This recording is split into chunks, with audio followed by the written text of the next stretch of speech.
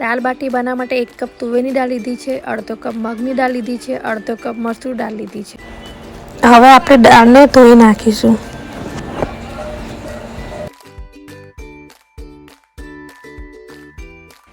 દાળને આપણે સારી રીતે 3 વાર પાણીમાં ધોઈ લઈશું।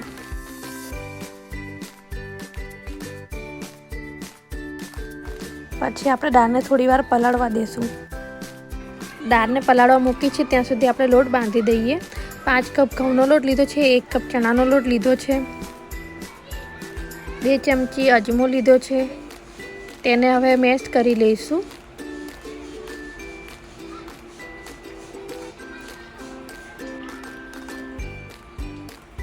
બે ચમચી ઘી ઉમેરીશું। મીઠું સ્વાદ અનુસાર ઉમેરીશું।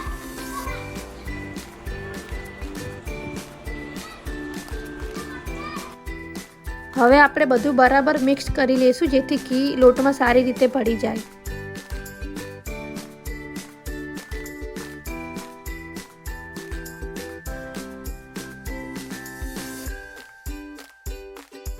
હવે આપણે થોડું પાણી ઉમેરીને લોટ બાંધવાનો છે। લોટને કઠણ બાંધવાનો છે, નરમ નહીં।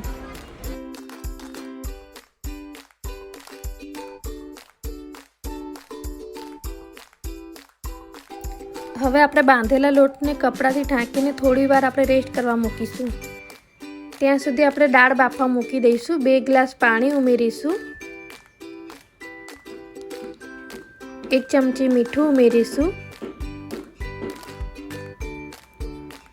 1 ચમચી આપણે હળદર ઉમેરીશું।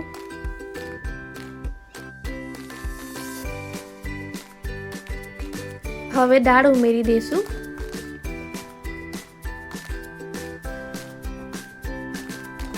બરાબર હલાવી લેવાનું છે।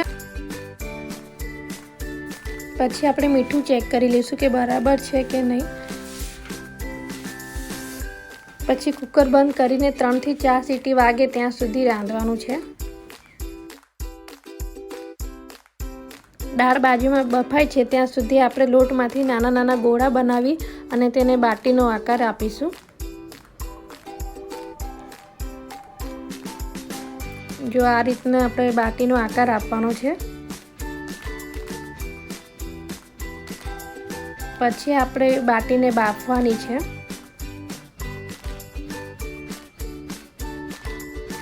બાટી બફાઈ જાય પછી આપણે એને એક ડીશમાં લઈ લઈશું।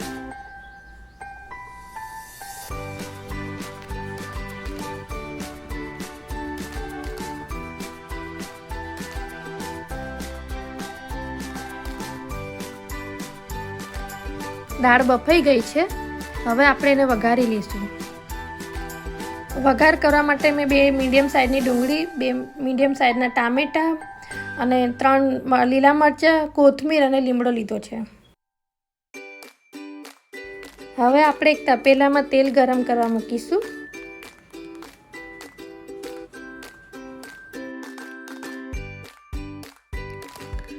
હવે એમાં આપણે 1.5 ચમચી જીરું નાખીશું।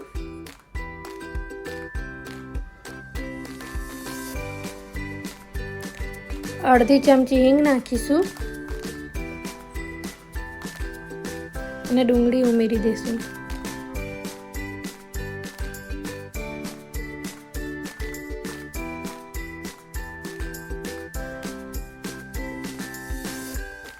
ડુંગળી ગુલાબી થાય ત્યાં સુધી સાતળીશું।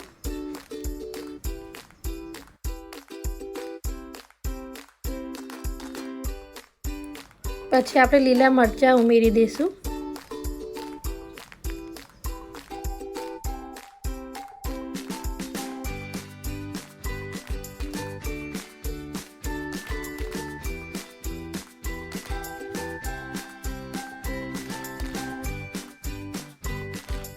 ડુંગળીનો કલર ગુલાબી થઈ ગયો છે। હવે આપણે ટામેટાં ઉમેરીશું।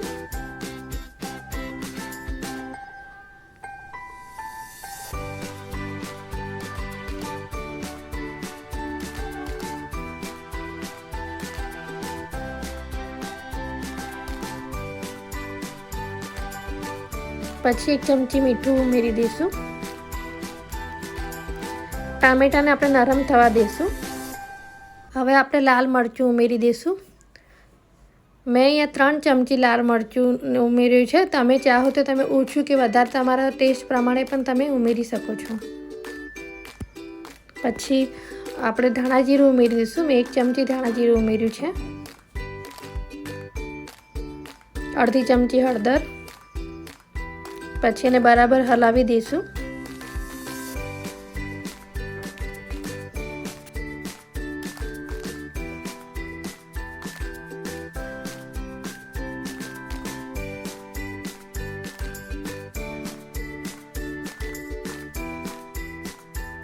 આપણો વઘાર રેડી થઈ ગયો છે. એટલે હવે આપણે એમાં દાળ ઉમેરી દઈશું.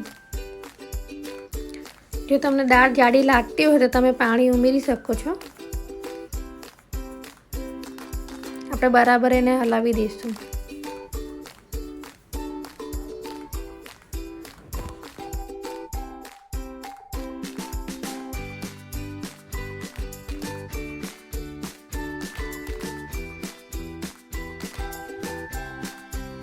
પછી આપણે દાળને ટેસ્ટ કરી લઈશું. મીઠું વગેરે કંઈ ઓછું તો નથી ને? તમને જો ઓછું લાગે તો તમે ઉમેરી શકો છો.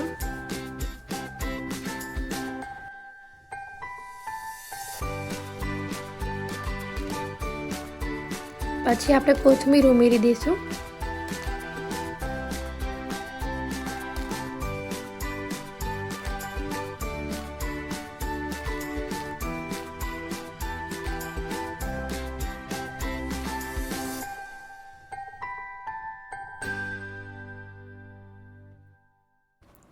દાળ રેડી થઈ ગઈ છે આપણી.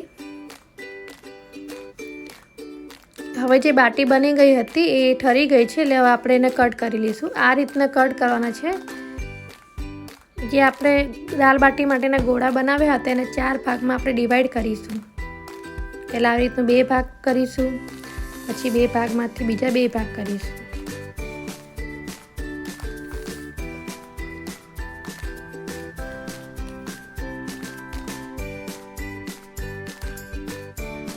હવે આપણે કઢાઈમાં તેલ ગરમ કરવા મૂકી દઈશું. તેલ એટલું ગરમ હોવું જોઈએ કે તેમાં બાટી નાખતા જ તળાવા લાગે.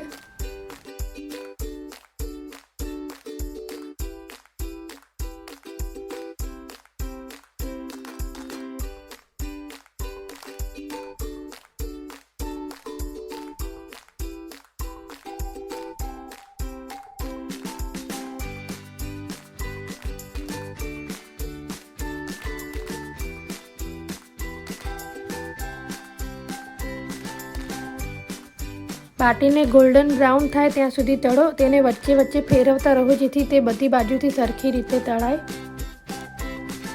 બાટીને મધ્યમ તાપ પર તળો જેથી તે અંદરથી સારી રીતે પાકે અને બહારથી ગોલ્ડન બ્રાઉન થાય. જો તેલ વધારે ગરમ હશે તો બાટી બહારથી જ તરત જ બળી જશે અને અંદરથી કાચી રહેશે. આપણી બાટી રેડી થઈ ગઈ છે. હવે આપણે એને એક પ્લેટમાં કાઢી લઈશું. બાટીને તળ્યા પછી તરત જ પીરસો જેથી કરીને તે ક્રિસ્પી લાગે.